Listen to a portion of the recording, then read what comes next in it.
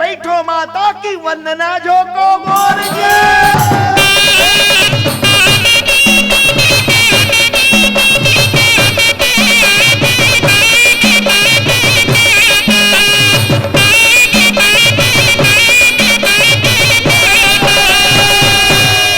अरे राजनांदगांव जैसे गांव नहीं सका, आओ बोलो सही राज जी।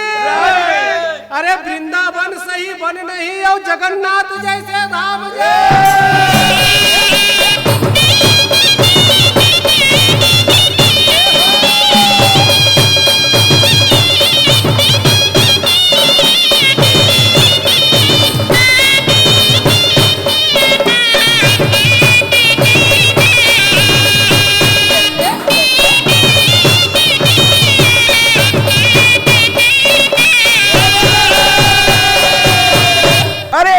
दुलारे बेटी अरे भैया औ दुलारे सगा भाई रे अरे हमर दुलारे ये सोहरा देव की काचा दूध पियाई हो।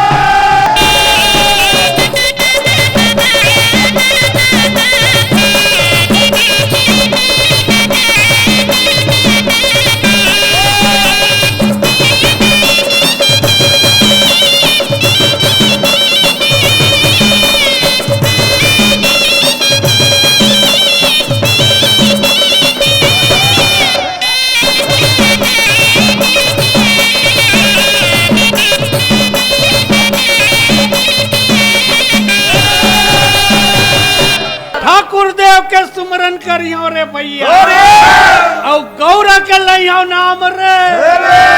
शंकर जी में चाउर चगे और सब देवी ले पहुंचे जो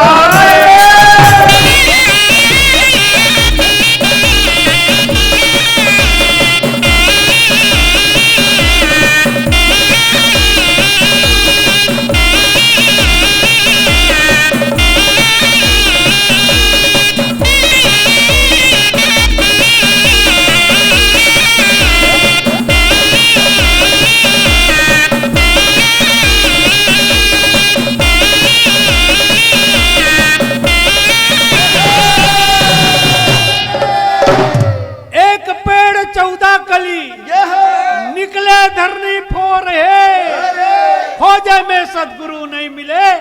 अरे कामे चढ़ाओ फूल है।